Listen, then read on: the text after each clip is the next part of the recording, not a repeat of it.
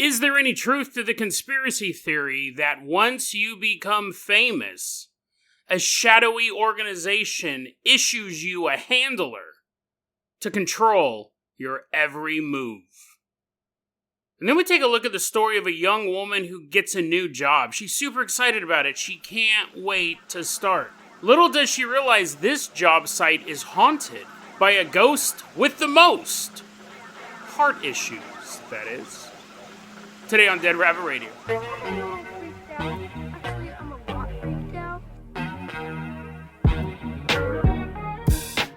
Hey everyone, welcome back to another episode of Dead Rabbit Radio. I'm your host, Jason Carpenter. I'm having a great day. I hope you guys are having a great day too. I hope you guys have some awesome plans for the weekend. We got a ton of stuff to cover today, so let's go ahead and get started. First off, running into Dead Rabbit Radio Command, everyone get on your feet for our newest Patreon supporter, Finn Moeller. Woohoo, yeah, wee!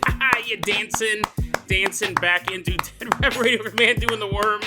That's a good way to clean up the floor, because we never mop or vacuum this place. I just wait for you guys to show up and do the worm, and it's perfect. There's just a bunch of pathways through the grime and dirt of Dead Rabbit Radio Command.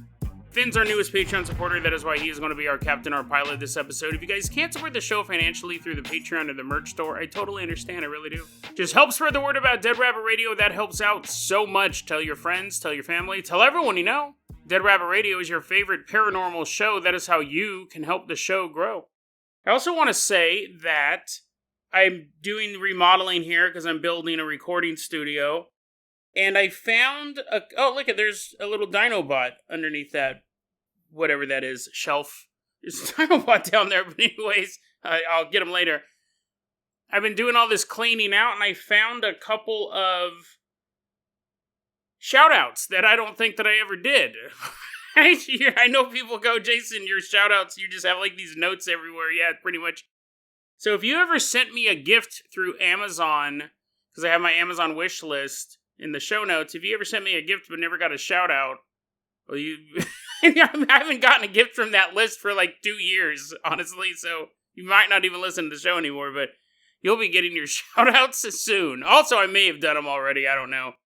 But I always want to make sure you guys get credit for helping the show out. Finn, let's go ahead and get this party started. I'm going to toss you the hair hot air balloon. Is that what it's called? The hair balloon? That's a better name. Anyways, everyone climb on board the hair balloon. Like it's just a balloon made out of hair. It immediately plummets to the earth. No, a hair as in rabbit. It's a giant inflatable rabbit head attached to a wicker basket. Everyone climb on board the hair balloon. Whatever, what I called it before. The hair hot air balloon. Sounds better. Climb on board this wicker basket I made myself. Everyone climb on board. It's totally safe.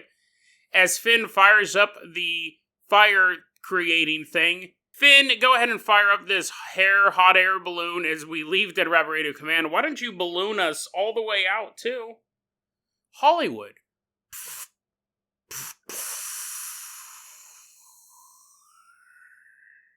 Whee! Floating all the way out to Hollywood. And you didn't know this, but you're a star, baby. You're a celebrity now. We land in Hollywood and all these paparazzis are taking pictures of you and you're like, oh me, oh my. You're like posing and stuff like that. Don't get a big head about it, okay? You're all like, stay away, losers. I'm the star of the show now. But anyways, you're all walking down the street. Paparazzis are taking pictures of you. Paris Hilton shows up. Can I be your best friend? That would be so cool. And you're like, yeah, sure. Yeah, sure. What year is it, by the way? Oh, it's not 2002? Yeah, you can still hang out with me, though. You're walking down the street, and you have all these celebrity hanger-ons. You see Brad Pitt come out of a bagel shop, and he's like, yo, it's you. I've always wanted to be in a movie with you. And, like, he puts his arm around you, and then Ben Affleck shows up, and he's like, hey guys, he doesn't know you, but he knows Brad Pitt. And he's like, well, if Brad Pitt's hanging off that person, I got to schmooze a little bit, too. Quentin Tarantino comes out of the shoe store and he's like, what's going on? Oh, a celebrity, another celebrity for my next movie. He runs over to you, starts kissing your feet. You're in the big leagues now. You are a star. And it's exhausting. You didn't expect this to happen. So eventually you go to some Beverly Hills hotel and you go to lay down, and you're like, man, what a day. What a day. What a day. And I got a restraining order against Quentin Tarantino. Wow, who would have thought my day would have started like that? And you're laying there in bed, and you go, I don't know what to do. All this stuff is so new to me. All of a sudden, everybody loves me, wants to be my friend. They want me to be in movies. I don't know what to do. I feel like I can't handle this on my own. And then, as if calling forth a genie, you hear a knock on your door. The door opens up, and you see a young, fit, handsome man standing there in the doorway, and he looks at you with a big smile on his face, and he goes, my name's Harley Pasternak, physical fitness king to the stars. Harley Pasternak's my name, fixin' bodies is my game. I'm the celebrity fitness guru to the stars. I have a long list of clients that I can refer you to, that I've taken great care of them, not just their physical well-being, but also their mental well-being. And you're like, oh, can you name a few? And Harley goes, yeah, I can. Miley Cyrus. You're like, oh, okay. Lady Gaga. You're like, oh, hasn't she been implicated in 2 murders? Oh, no, let's just move past Lady Gaga. Ben Affleck.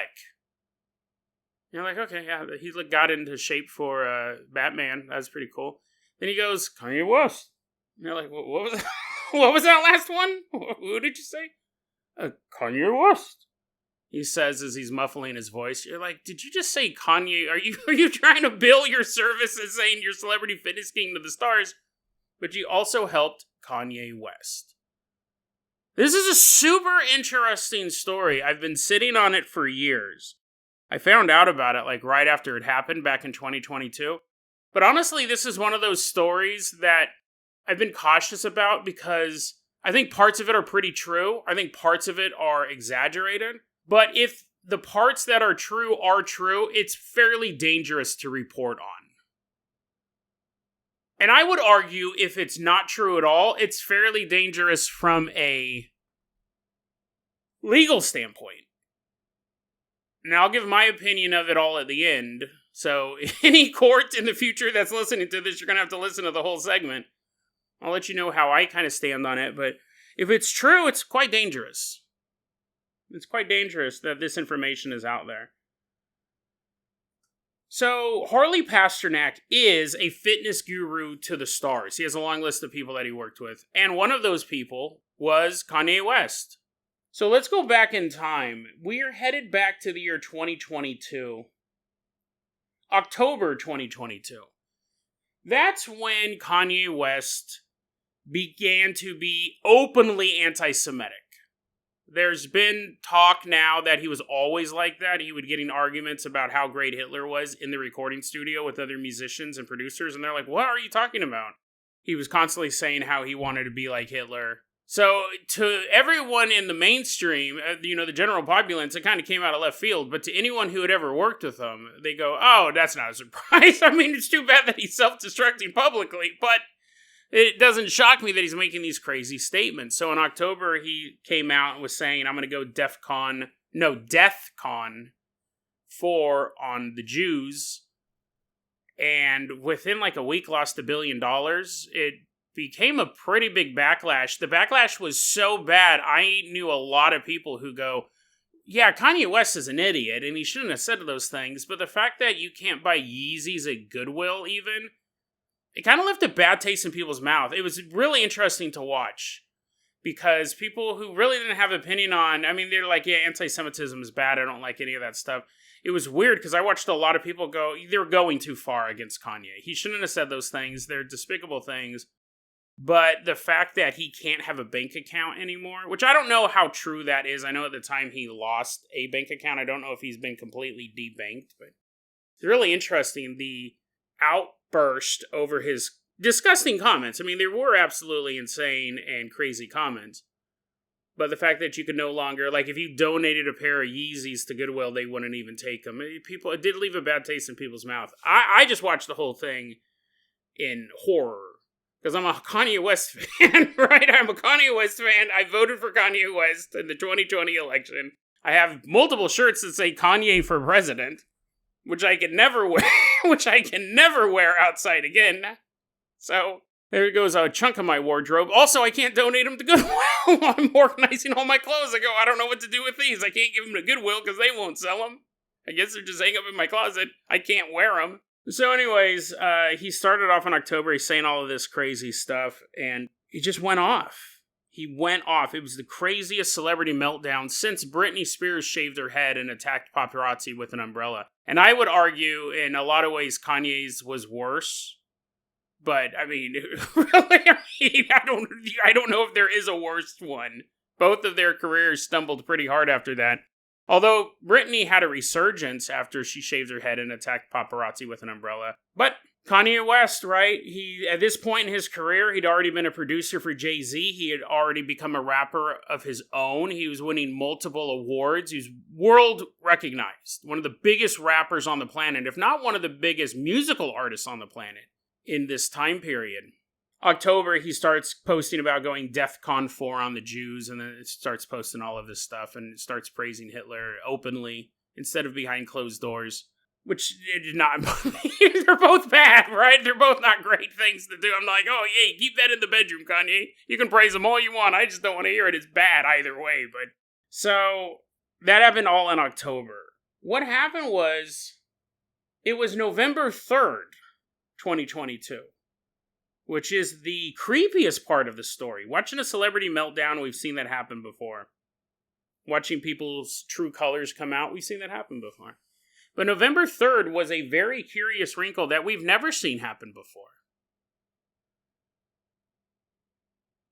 Kanye shared a message that he got from somebody close to him. He screenshotted a chat message and posted it online for everyone to see. And it was from Harley. That's all the identifier that was on the text message was Harley. And people were able to deduce, is this text message from Harley Pasternak? Because Harley Pasternak was Kanye West's personal trainer. He was the guy who helped him eat right, helped him get physically fit, and also did help with this mind-body-spirit connection. And he's done this with tons of stars. Tom Hanks, a bunch of other guys, too. Ton of them. Lady Gaga, right? He's, again, multiple murderer, allegedly. But, he's done this with a lot of people. So when Kanye West posted this screenshot from a message of a guy named Harley, people pretty quickly goes, oh, that must be Harley Pasternak, because there were articles about these two guys knowing each other. Apparently, Harley was also on a season or an episode of some Kim Kardashian or Khloe Kardashian weight loss show. Celebrity Fit Fat Club or something. And so the connection between all of these people was pretty clear. And it was clear before this text came out. So what did the text say, right? Kanye West is mid-meltdown. He's posting all of this crazy stuff. He's saying all this crazy stuff. Harley, maybe it's a close friend saying, hey, buddy, if you need someone to talk to, I got your back. Maybe it's, hey, we talked about grounding ourselves in the moment. We talked about the physical fitness, the mind, body, spirit, and I feel like at least two of those are out of whack right now, my friend. Is there any way I can help you out? Was it a message like that? Well, if it was, we wouldn't be talking about it 3 years later.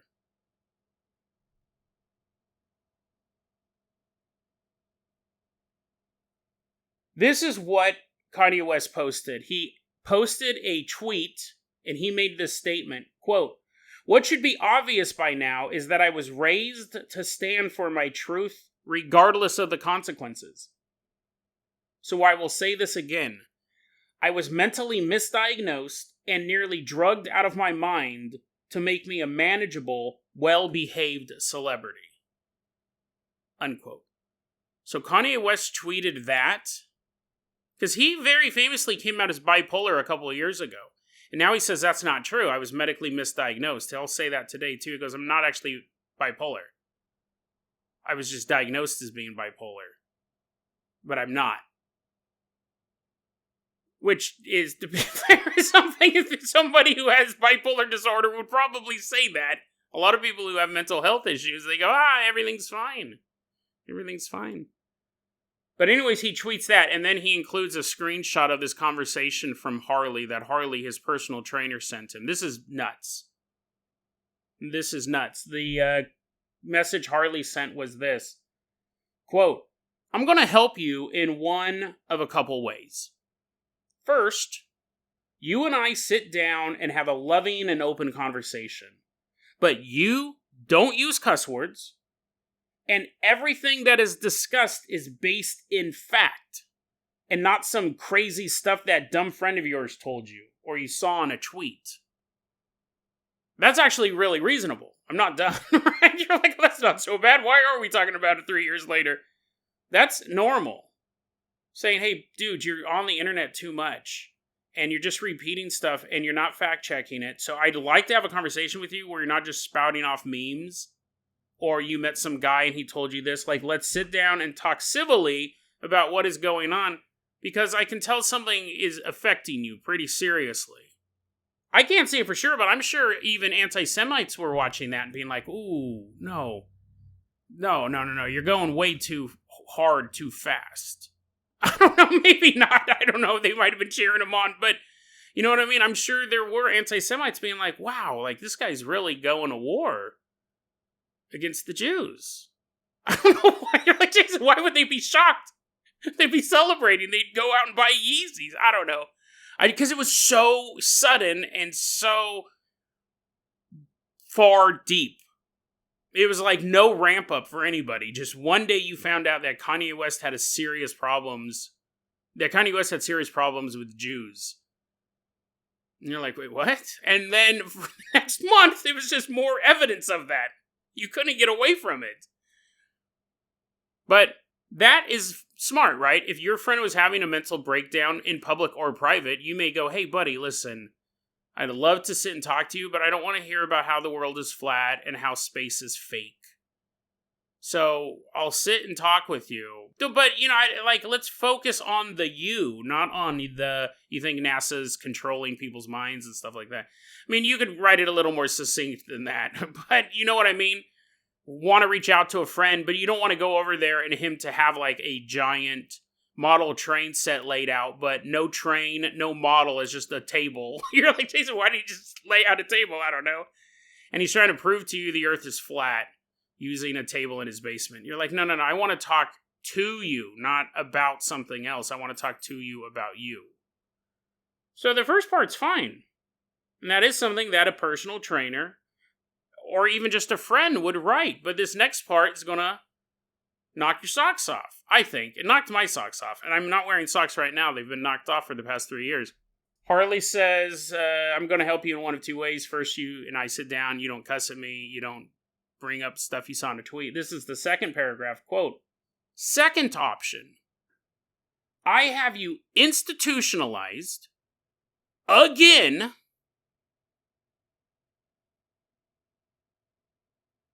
Okay. So, this guy's his personal trainer. How does he have that authority?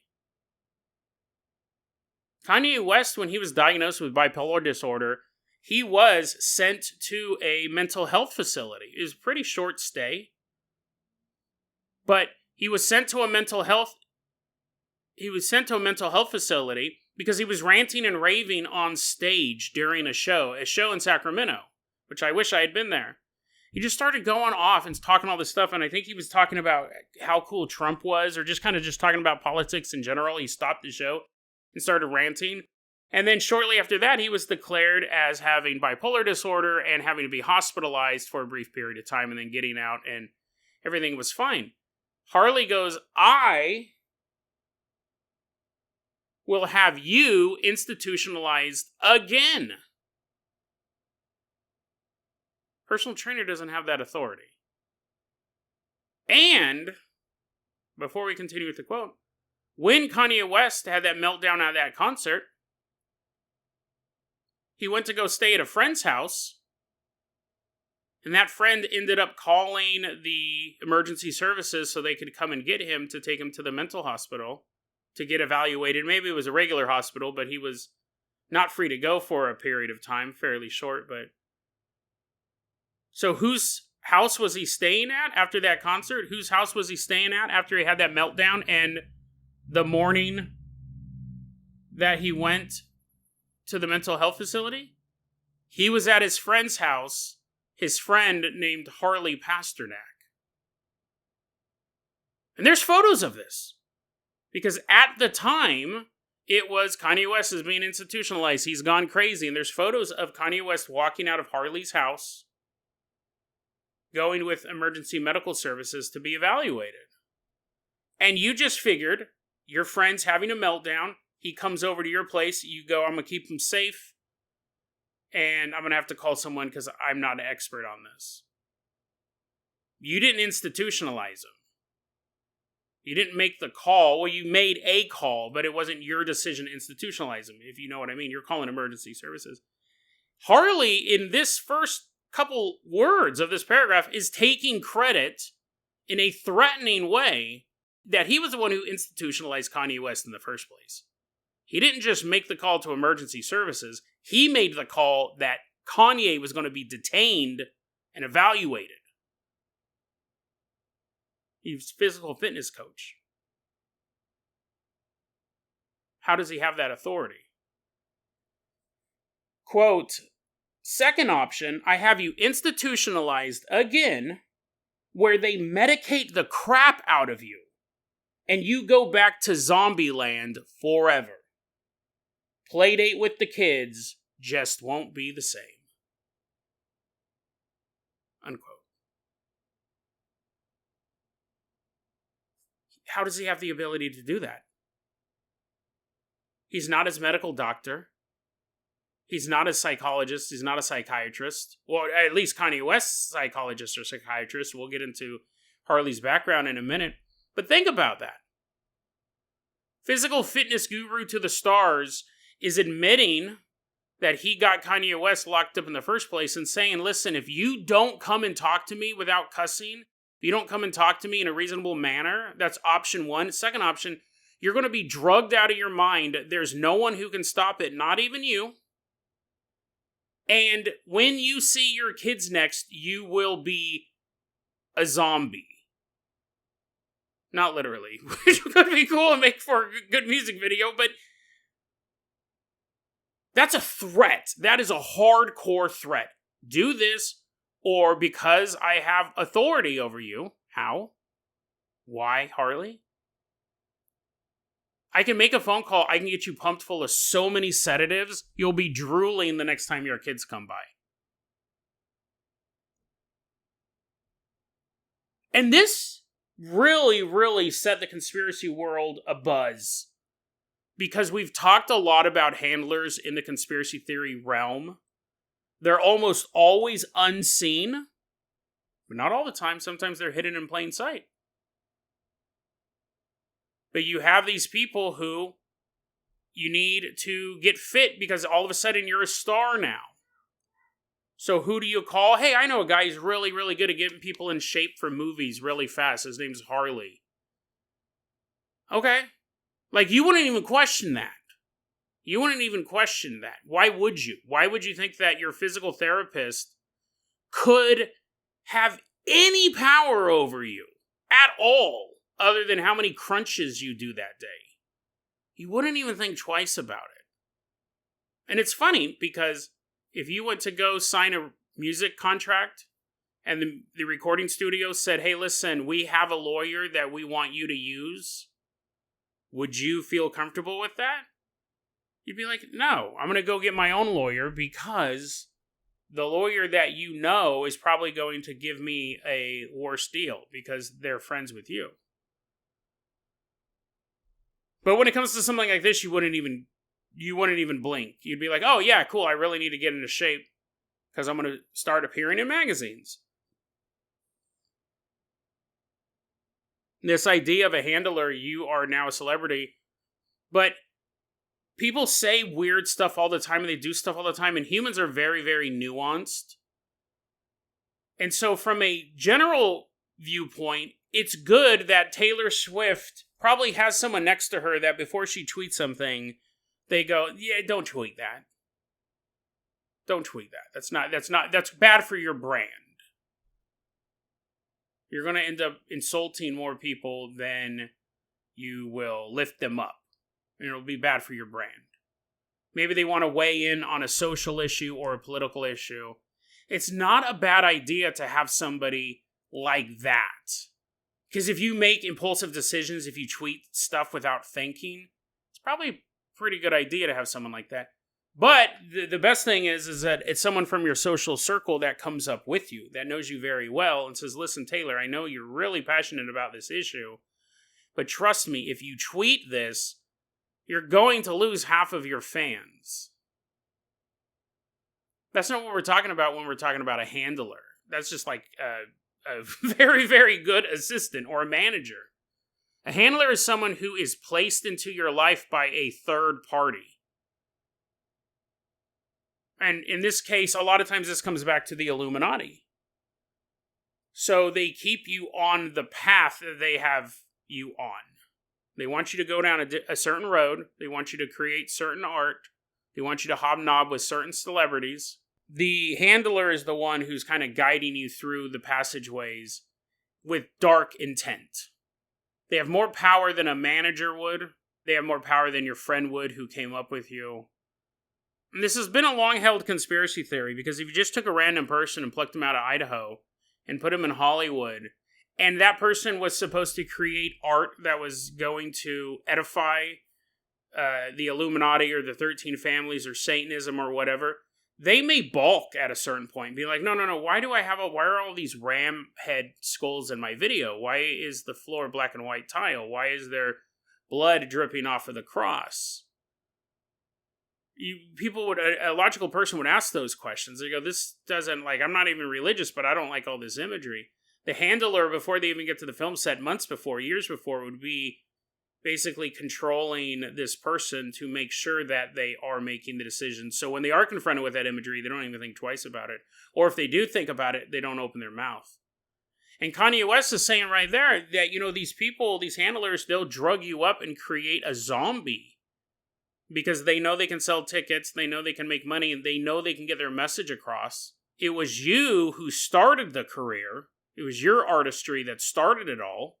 But they need your face and your voice to continue it. But you're getting a little reluctant, they'll just shoot you full of drugs. Or get you addicted to drugs, or whatever they can do to control you.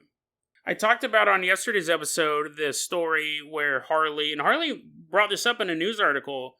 He says, me and Kanye West were hiking through Hawaii one day. The story really doesn't make any sense. But he said, me and Kanye West were hiking through Hawaii the other day, and we accidentally stumbled into an active minefield. Or abandoned minefield, but the mines are still active.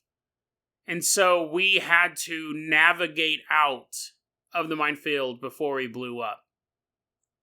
And I go, imagine if that happened to you, that's such a horrible event. Any step you take could end up blowing you to bits.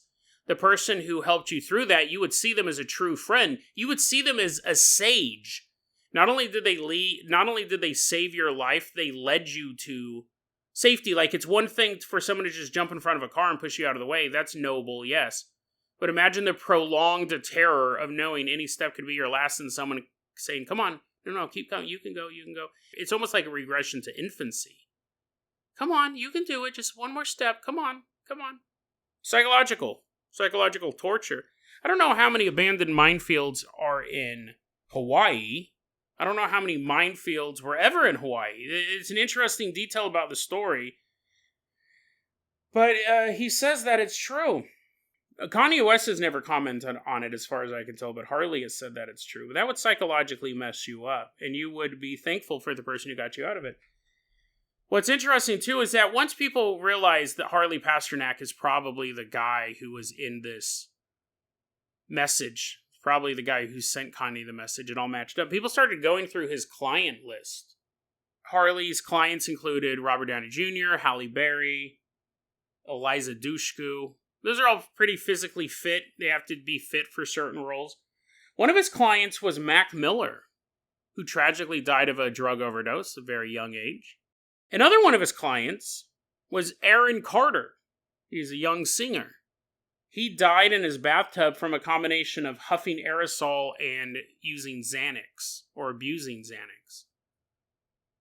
There's talk that one of his clients was Brittany Murphy, who also died mysteriously, but I couldn't find any proof that he actually was Brittany Murphy's coach, physical fitness coach.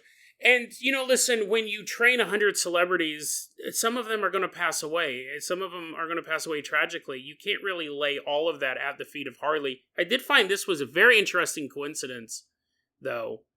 Harley was the trainer for both Aaron Carter and Kanye West.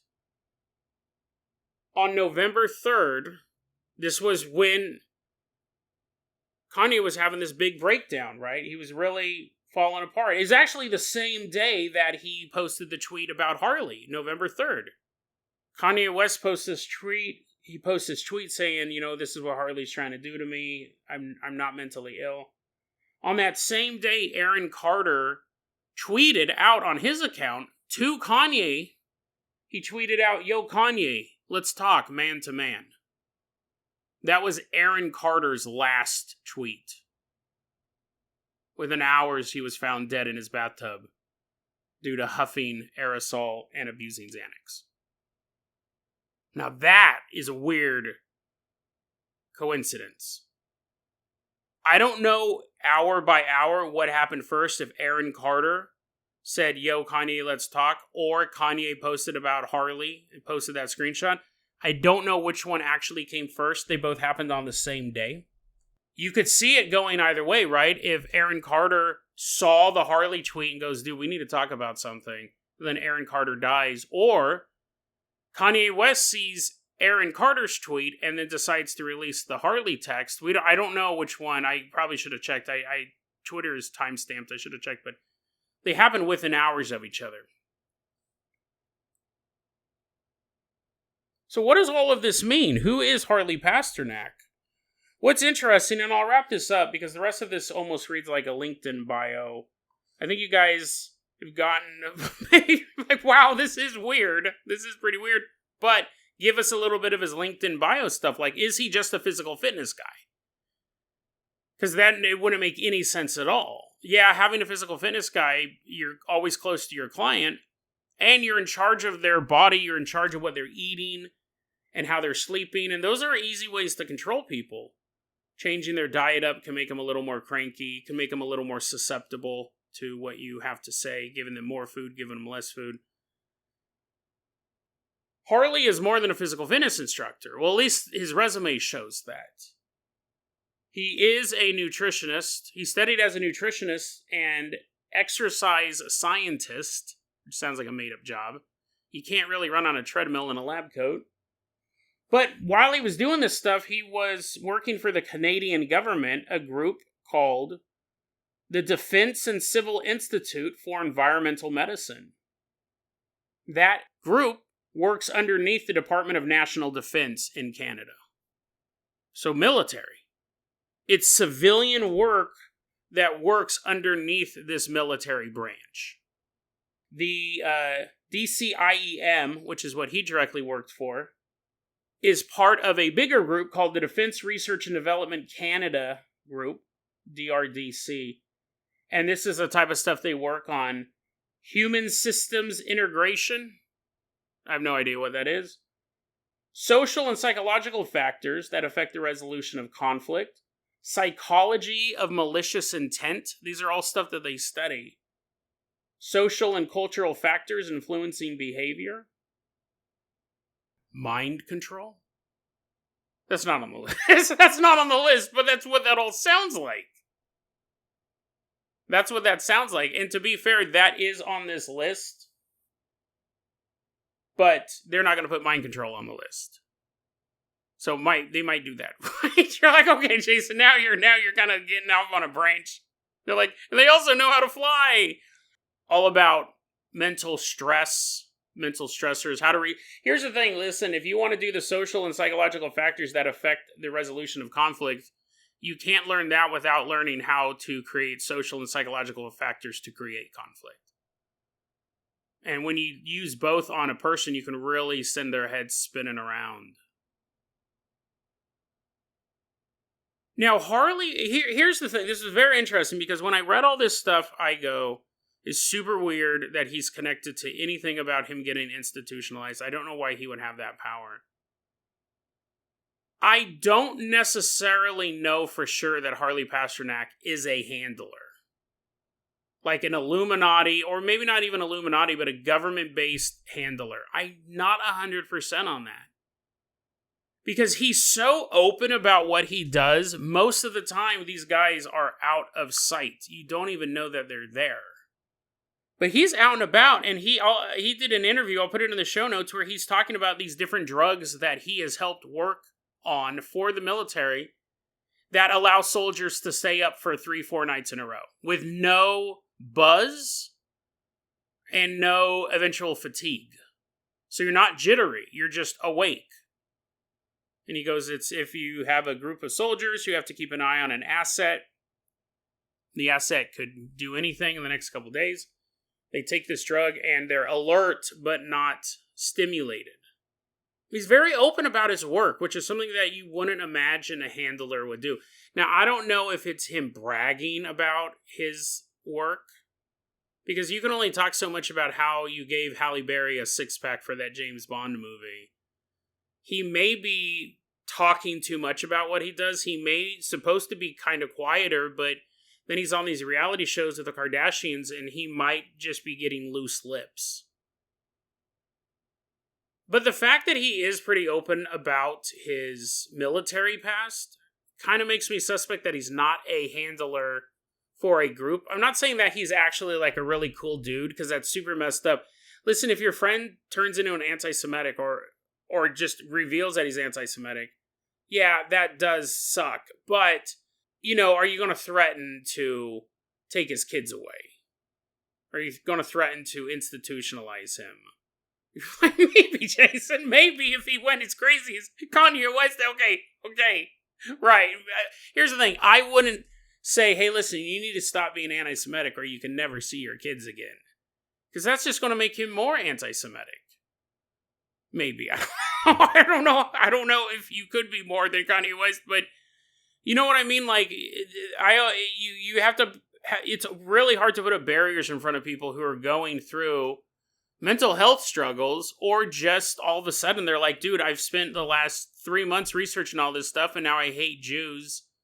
You don't help the situation. I mean, obviously the question is he a danger to himself or others? Whatever Kanye West was doing, I never thought he was going to go shoot up a synagogue. He wasn't a physical threat to anybody or to himself. His career, yes, but not to his physical health. Although it was touch and go there for a while. When he kept posting, I'm not going to kill myself. If I get killed, it's the Jews. I was like, uh-oh. That was a little concerning. But he didn't do anything. You know, I'd obviously wouldn't just leave him. I'm like, oh, sorry, man. I thought we were going to talk about, I don't know, movies or something like that. See you later. I wouldn't leave my friend to just kind of melt in this belief that he's developed over the past couple months. If he's not a danger to himself or others, I wouldn't say, hey, man, listen, you can either calm down with all of this anti-Semitism or I'm going to dope you up. I'm going to inject a bunch of drugs into you and you'll never see your kids again. Like, where was I going? Why was I talking about this? This is going to be the episode that gets sound clipped. They're like, and jury, exhibit Z. Here he is threatening to dope up a man and steal his kids. I think what Harley did was not great. I think it was pretty despicable, honestly. And that's what I'm saying. Like, Harley's reaction to Kanye West's outburst, it's almost as bad as the outburst themselves. And it makes normal people go, yeah, well, Kanye West is an idiot and he shouldn't have said that stuff, but that doesn't mean that you're going to pump him full of sedatives so he can be controlled and manageable. It's not reasonable. I don't know if he's a handler. I think it was really interesting because it gave a spotlight on that side of conspiracy theory that is what could be. There could actually be handlers out there, but I don't think we'd see him as much. And the other reason why I don't really think he's an Illuminati handler or really anything of much power, I think Harley, if anything, is a man behind the curtain. Yeah, a man behind the curtain who can have you drugged to the gills, but a man behind the curtain nonetheless. Once you peel back the curtain, it's just this man. Just a man. Because back in 2023 in November, there's footage of Kanye West at a hotel in Dubai. And also at that same hotel, there was some big event going on. You get one guess at who else is in the hotel. Who else is going to be there? It is Kanye West is walking into a hotel, and Harley Pasternak is at the front desk, like checking in or something like that. And I'm pretty sure Kanye or one of Kanye's team is videotaping it. I'll put a link in the show notes. And when Harley sees Kanye, he looks like when a little kid sees his bully come around the corner.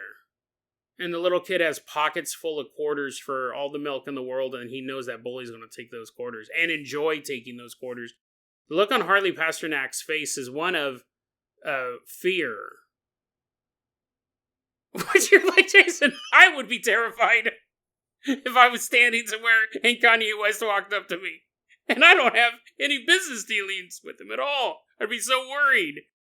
Harley kind of looks and his eyes go big, and he's like, he doesn't stutter or anything like that. He doesn't pee his pants. But Kanye West walks up to Harley and asks, "Can I hug you?" Now I would be scared, right? If I just saw Kanye West, I'd be like, "Oh, okay, there's Kanye West." If he has to hug me, I'd be a little concerned. But, I'd probably accept a hug from him.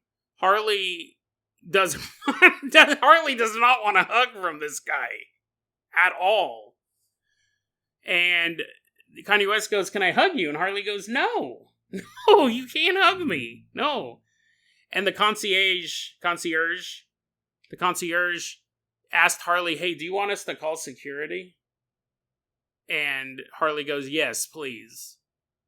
And then Kanye West just left. So apparently both of them, both Harley and Kanye, are accusing each other of stalking. So that's the thing, like, if he is this Illuminati handler to the stars, there's something allegedly suspicious about his power in Hollywood, at least as far as it comes to Kanye West, but then you think, well, who else does he have this power over? We just don't know about it. I don't know. I put all my cards on the table. I don't know. The fact that he's so scared of Kanye makes me think one of two things. He was never a handler. He was just too big for his britches. And, in Hollywood, as well as most places, if you know the right people, you can make the right phone calls, and you can get all sorts of crazy stuff done. It's possible because Harley's been a fitness celebrity guru and exercise scientist, whatever that is. He knew doctors, he knew the right words to say, he knew the right phrases, so Kanye West would get locked up for a brief period of time. It's possible he's just a man who's a physical fitness guy who's had a couple clients die suspiciously and was able to have this medical authority over Kanye West. That's possibility one. A more intriguing possibility is that Harley was a handler, but he's not anymore. Because Kanye blew his cover. Right? If you were a celebrity now, and someone goes, "Hey, I know this awesome physical trainer. He's really good. He can get you that six-pack just in time for the new Marvel movie." You're not in it, but you just want to look good sitting in the audience. You want some muscles. You want to put some meat on those bones. I got the guy for you, Harley Pasternak. You may go, "Oh, okay, yeah, I'll check his LinkedIn. I'll see what he's all about." And your friend goes, "No, don't do that. Don't do that. No, just take the recommendation I'm giving you. I am your friend. Go see Harley." And you're like, "What?" And it doesn't this is all in the first search results, even if you don't add the Kanye West. When you type in Harley Pasternak, at least for me, my Google is completely, I think, distorted to nothing but conspiracy theories at this point. The first couple of links are his official website and stuff like that. And then you get down to this. So if you were a celebrity and you're looking for physical fitness, you go, is there anyone you can recommend who is not mind-controlling Kanye West? Is there another physical fitness trainer somewhere in Hollywood? Really would blow your cover. He can go on interviews and talk about military treatments and stuff like that, and it just makes him kind of cool and kind of like in the know. But when you get blasted out to millions of Kanye West followers, that type of message, who would want to work with him after that? you would either not know, you wouldn't know this ever happened, or you previously worked with him and you're just like, whatever, I don't think he's mind controlling me. As he's leading you into a minefield in Hawaii, you're like, oh, this story seems kind of familiar. I'm wondering, because he looks so scared in that video, he's either just a normal guy who had a client who had a meltdown, a very public self-destructive meltdown, or he actually was a handler, a professional handler for some shadowy organization, and he got outed and they've cut ties with him.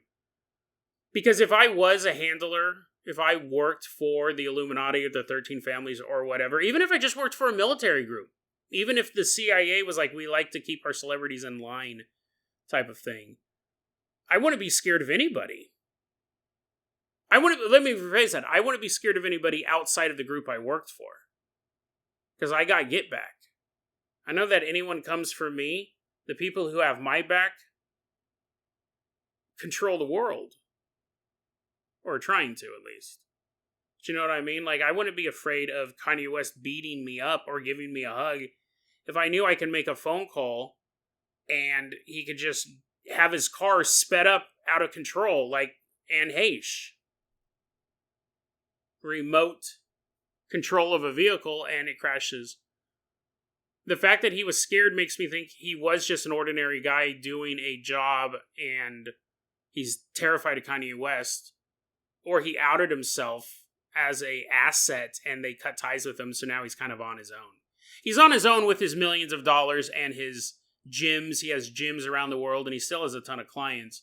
But he may not have that protection that they've offered him in the past. So, interesting story. An interesting story, and it really, to me, shows that fascinating story. I've wanted to tell this story for a couple years, honestly, and I think that's why that ended up taking this whole episode. I barely have time to wrap this up. I'm going to have to wrap this up. Guys, I really appreciate your patience this past week. I know things have been crazy, and the episodes have been coming out. I think they're good episodes, but they've just been weird. Not like content-wise, but like structure-wise. Yesterday I did like a 20-minute review of a movie. But I thought it worked, right? You're all shaking your head. You're like, no, we thought you were building up to something. You just said the Illuminati made people not like a movie you liked. Jason, I think you're the paranoid one. And then this episode was supposed to be 2 stories. But I love this story. I've actually been wanting to tell this story for a long time. So next week we'll get back to normal. Next week's my birthday week, actually. I turned 49 on the 4th, so I'm excited about that. That's next Saturday. Next week may be the start of the 4-episode-a-week week. I'm just kind of seeing what my workload's like because I'm just swamped. But I appreciate your guys' patience during this changing and shifting. It actually took a lot for me to even sit down and record tonight's episode because just my head's all scattered. A lot of stuff going on. But I'm glad that I did. I'm sorry that it was only the one story. Finn, we've had you in for 3 episodes. I know you've gotten to fly that Carpenter copter, so we will bid adieu to you for now. You will eventually be back on a Legacy episode. But next week I'll start with those people whose notes I found deep under a cabinet. They're probably at least 3 or 4 years old, so if they still listen to the podcast, we'll find out. But thank you so much for your patience during this time. We'll get back on our feet and get back to normal episodes. Jason, there was no normal episode of Dead Rabbit Radio. You always say that. 2 stories. But I hope you guys had fun with this one. Because I did. This is one that I've wanted to talk about for a long time, so I hope you guys enjoyed listening to it. DeadRabbitRadio@gmail.com is going to be our email address. You can also hit us up at Facebook.com/DeadRabbitRadio. TikTok is @DeadRabbitRadio. Dead Rabbit Radio is the daily paranormal, conspiracy, and true crime podcast. You don't have to listen to it every day, but I'm glad you listened to it today. Have a great one.